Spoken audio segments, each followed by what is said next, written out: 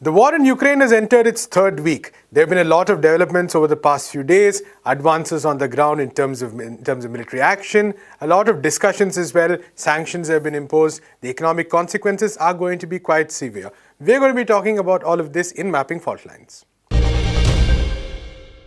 As we enter week 3 of the war, if we look at the situation, what we see, of course, is that some of the key axes from last time continue to be the same. There's an encirclement around Kiev. There's been a movement of forces around Kharkiv. A lot of action has been happening in the Black Sea regions where cities have been slowly being taken. Mariupol, of course, remains a key element, a key focus area as far as the Russians are concerned. There's been a lot of fighting around that area as well.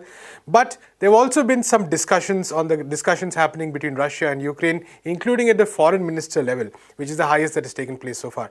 So, Prabir, could you first give your own impressions of what you see as the situation on the ground, and are these talks likely to bear fruit?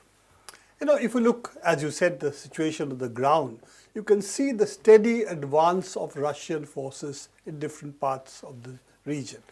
It's also very clear that those who expected a very quick military action, a shock and awe kind of model, didn't take this for granted, that after all, as far as Russia is concerned, this is still Russian or Russian allied people. They are people who they think are their brothers. In fact, they, as you know, go back to Kiev Rus as one of the originations of the Russian people.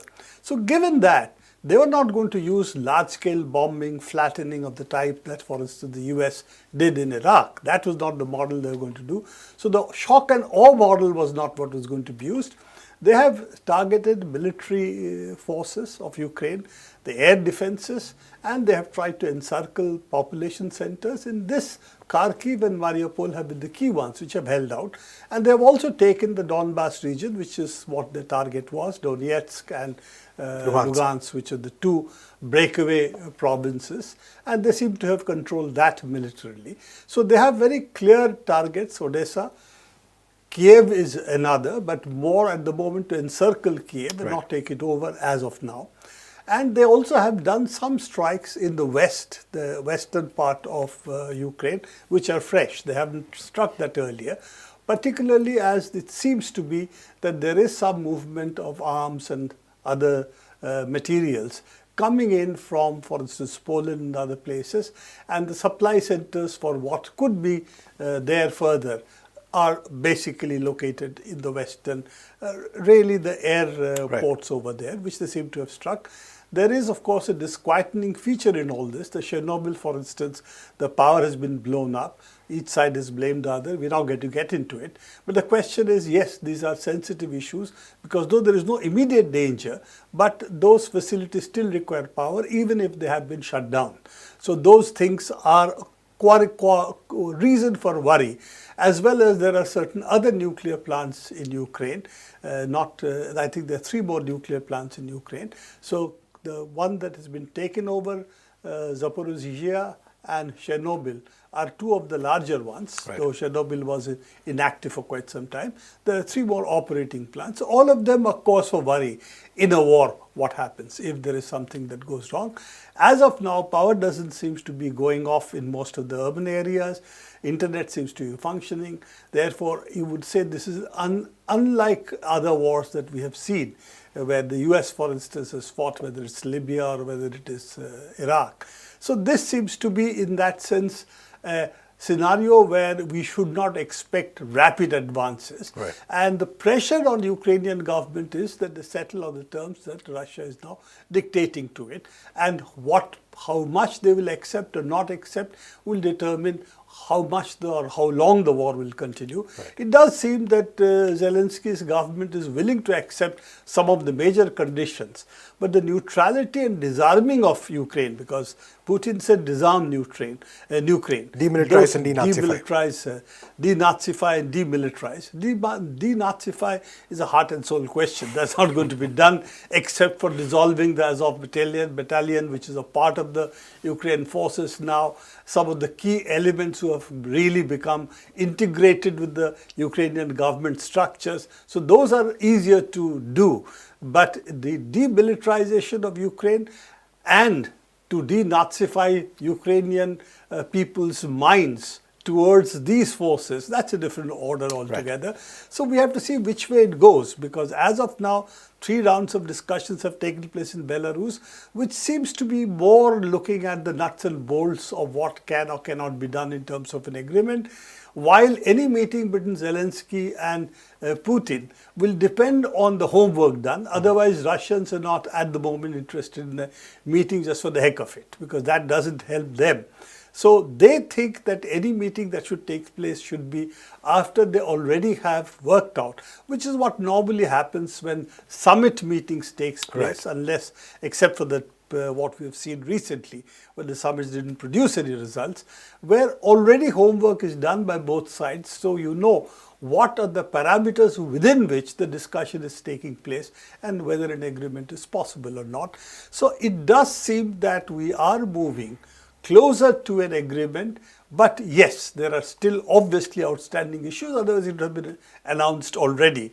And therefore the Russian increase on pressure on the Kiev's government, and you can see the encirclement now, the movement of that tank convoy, which right, was not moving for about a week or so. So all that has now started, which is a prelude to really encircling Kiev. And that's, I think, is the key takeaway at that moment. Military slow advance and attrition by the Russian forces.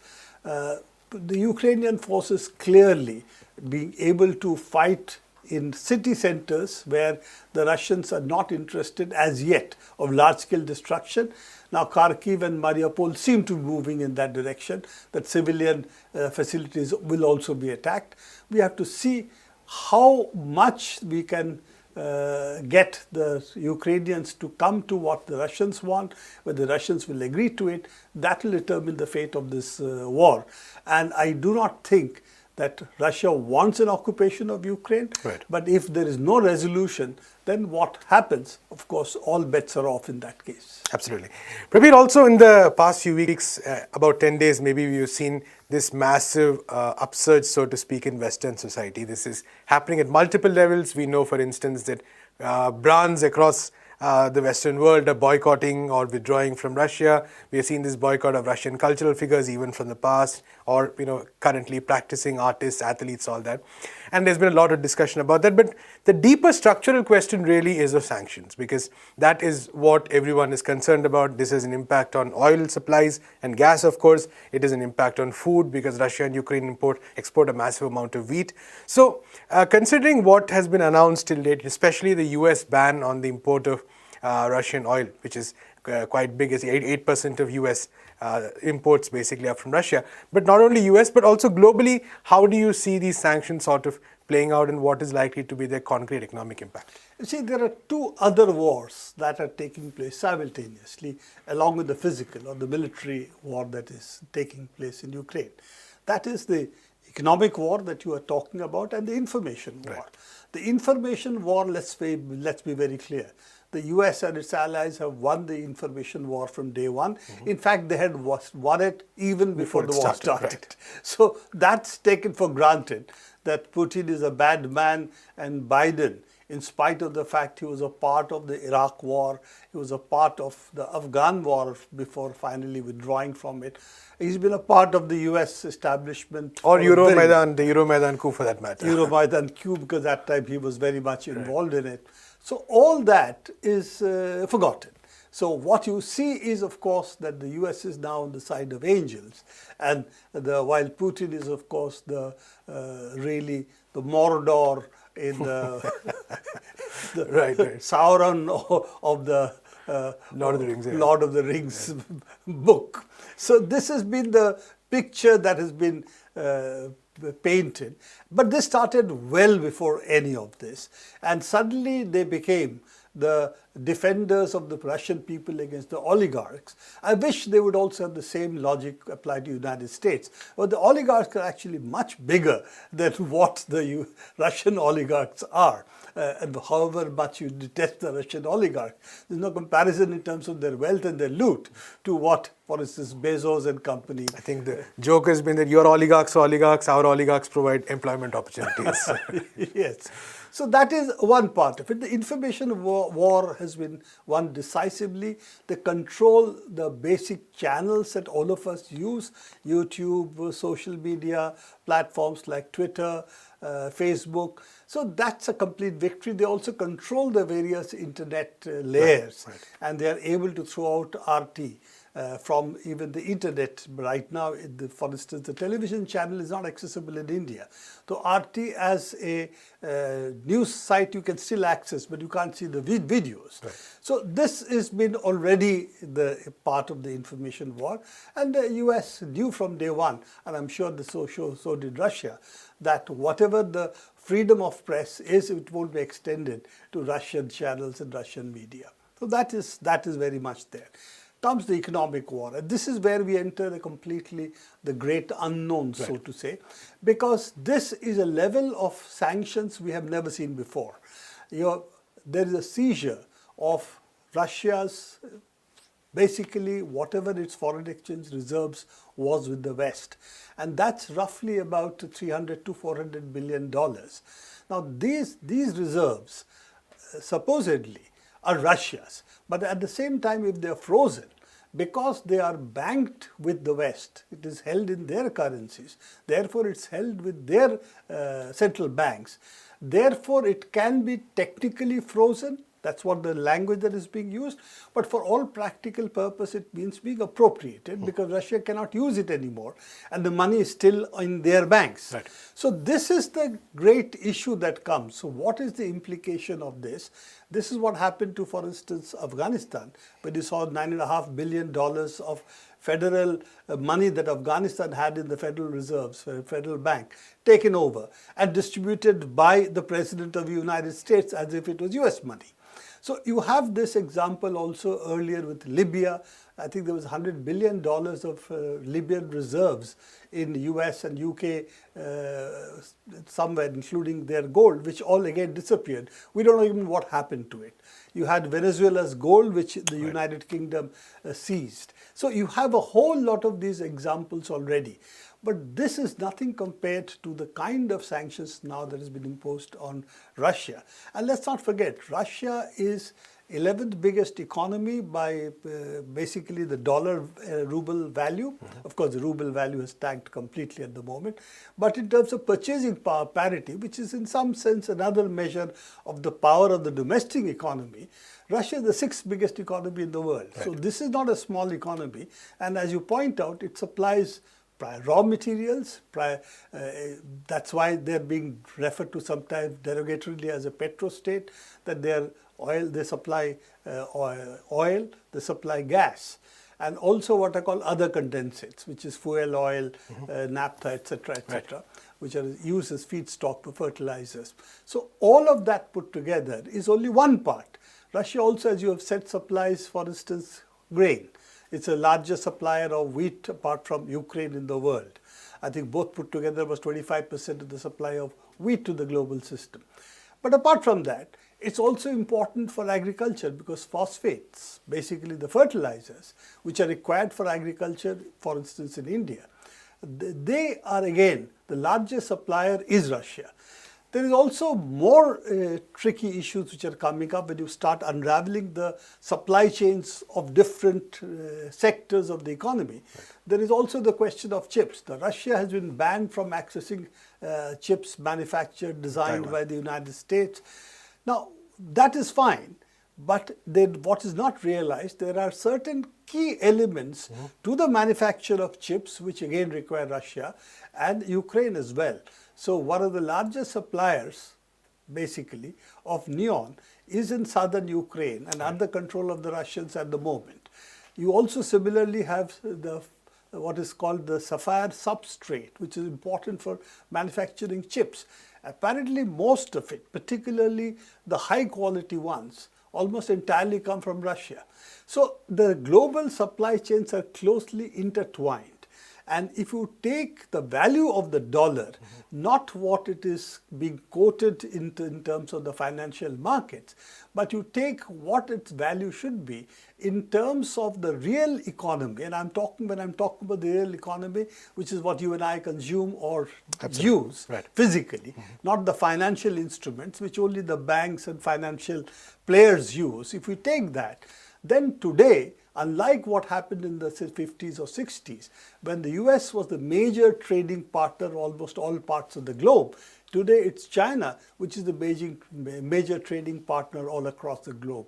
So the physical economy does not need the dollar as a means of trade, which is what it did in the 50s and 60s when dollar was the king. Right. Today it is the king because the financial systems are controlled by the United States and the SWIFT banking system, all of these things.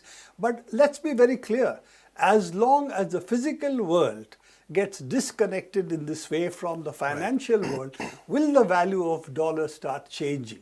And will other countries, that includes India, China, start looking at Russian trade not in dollars but in their currencies? Now, if that happens, what happens to dollar as a global currency? And of course, it will still be a very important one, so will the euro. But will we see the reflection of the real economy, which is the physical trade that we are seeing, also impact the global financial flows? And will we start seeing that other currencies will slowly replace the dollar and the euro as mode of storing money, storing value, as well as also trade? Now, one important part of it, that when you think of a foreign exchange surplus, you think that's what you will use in future if your trade and you are not able to supply as much as you want to buy. So it's something you keep aside for a rainy day. Now, if the rainy day, the supply is not available, then will you hold it? Is there a point of holding a surplus? Is there any value to a balance of payment surplus itself? Or should we all start looking at a zero balance external trade economy? That means we neither have a surplus nor have a deficit, because building a future kitty for your rainy day doesn't seem to work, because what you're giving is that you're giving a hostage to the United States and the European Union. As I have written somewhere, that it's like the older times when you had to give your children as hostages to the emperor, and they would come up, those who were the fiefs had to do that. Their children would be brought up by the emperor. Right.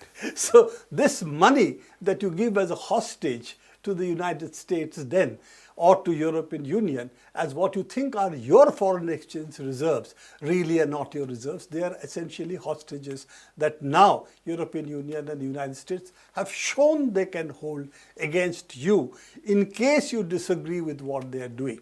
Now, of course, Ukraine war doesn't mean that every country will go to war, but this, of course, doesn't prevent them from going to war, as you have seen France in Africa, and as you have seen the US and the NATO around the world. Absolutely.